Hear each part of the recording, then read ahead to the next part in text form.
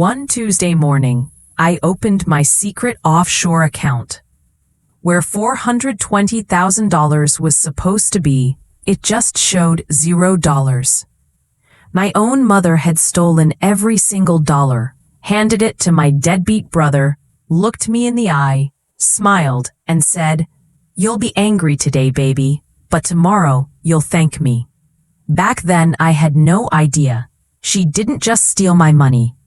She stole my grandmother's hidden will, my entire inheritance, and even tried to steal my sanity by having me locked up in a psych ward. Imagine the exact moment your entire nervous system freezes. Tuesday, October 7th, 9:12 a.m. I'm standing in my kitchen in Harlem, still in pajamas, coffee going cold in my hand. I open the banking app the way I do every single morning, just to see those beautiful numbers and breathe easier. $420,000, my war chest. My nobody will ever own me again, money. 15 years of skipped birthdays, canceled girls' trips, eating cereal for dinner, so I could hit transfer to O instead of order seamless. Only one human being on this planet knew that account existed, my mother, Gloria Thompson. I tap the balance, $0. The phone slips from my hand and cracks on the hardwood like a gunshot. I call the bank, voice shaking so hard, the poor kid on the line thinks I'm having a stroke.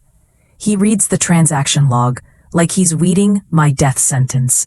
On October 3rd, Mrs. Gloria Thompson entered our Buckhead branch with your birth certificate, a 2011 driver's license, and a notarized durable power of attorney. She initiated a same-day wire of the full balance to an account in the name of Jamal Thompson, my little brother. My mother stole every dime I had in this world and handed it to the same boy who once totaled 3 cars before he was 21.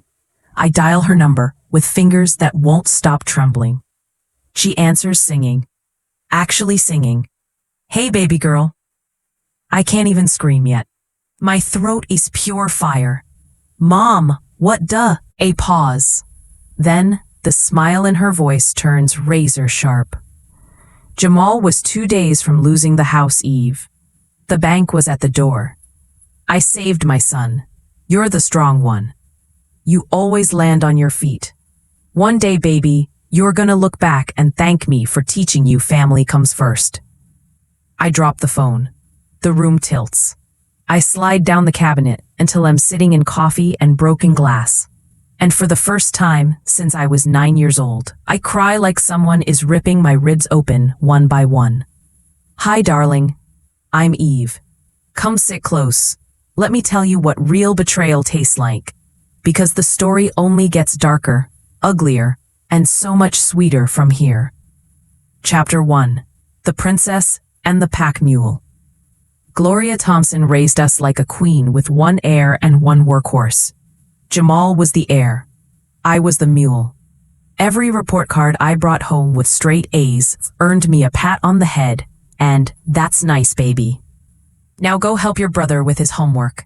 Every time Jamal wrecked a car, stole from her purse, or came home with a new tattoo, Mom would hug him tighter and whisper, "God's still working on you, baby boy." I paid my own way through Spelman, then Howard Law. Mom sent Jamal to rehab 4 times on my tuition money I'd saved. I thought blood made you forgive forever. I was wrong. Chapter 2. The Knife Twist.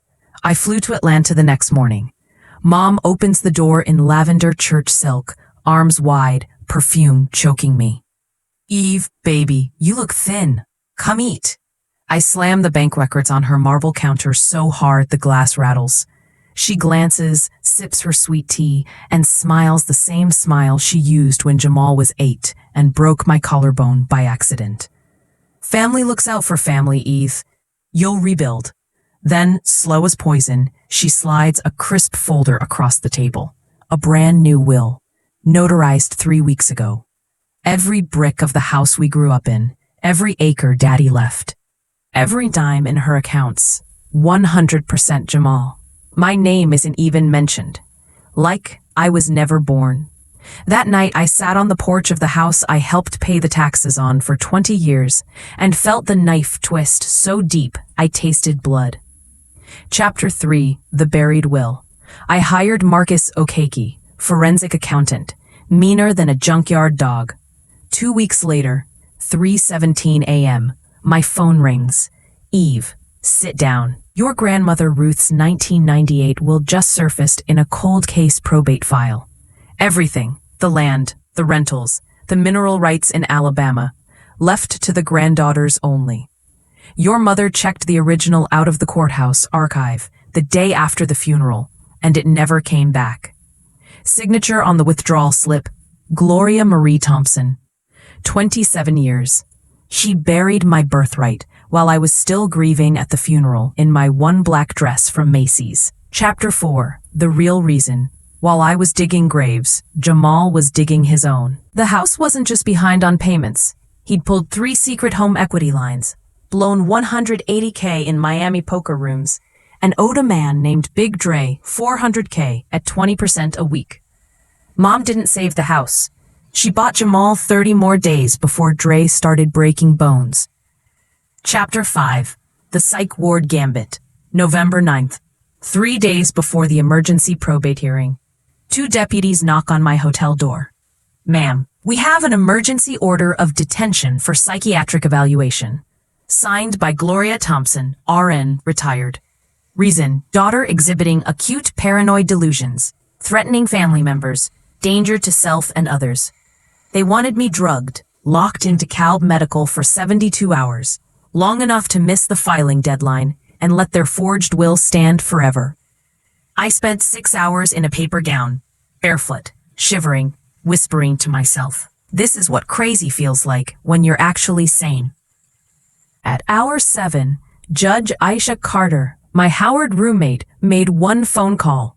I walked out clutching my clothes in a plastic bag, eyes burning, and made a promise on everything holy.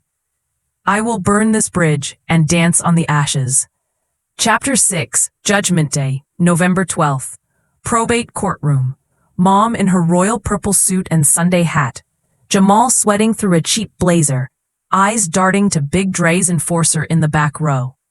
I played the voicemail first, loud enough for the whole room to hear Mom's honeyed voice. If Eve keeps pushing, we say the divorce broke her. I still got nurses at DeKalb who owe me. 1 signature, 72 hours. She misses the hearing, it's all ours. The judge didn't blink. Mrs. Thompson, anything you say now can and will be used against you. Then I opened the velvet pouch and laid Grandma Ruth's real will on the bench like it was the burning bush. Yellowed paper, still smelling faintly of her white shoulders perfume. Notarized, my 12-year-old signature, already on the safe deposit access card attached with a paperclip. The gavel fell like God's own hammer. $420,000 returned, plus 18% statutory interest, plus punitive damages equals $612,000 wired to me before close of business. Grandma Ruth's estate, $2.9 million present value, awarded solely to me and my cousin Denise. Gloria and Jamal disinherited in perpetuity. Criminal referral for theft by deception, forgery and false imprisonment. Jamal slid off the chair and hit the floor unconscious. Mom aged 20 years in 20 seconds. Epilogue: Eve after everything. 6 months later, I bought a gorgeous corner storefront on Myrtle Avenue. Painted it sage green, hung twinkle lights, named it Eve after everything. Women come every night, tears in their eyes, telling stories that sound just like mine. Pour cardamom lattes, slide over warm pound cake, and whisper the only truth that matters. Betrayal feels like dying, but the grave they dig for you, sometimes it's the womb you rise from. Mom lives in a Section 8 one-bedroom in College Park now. Jamal? Vanished. Some say Dre found him. I don't ask. And every night when I turn the open sign to closed, I look at Grandma Ruth's photo on the wall and smile. I kept the promise, Grandma. The land is ours again. Now, darling, what did they try to take from you? Pull up a chair. Your coffee's getting cold. Love always, Eve.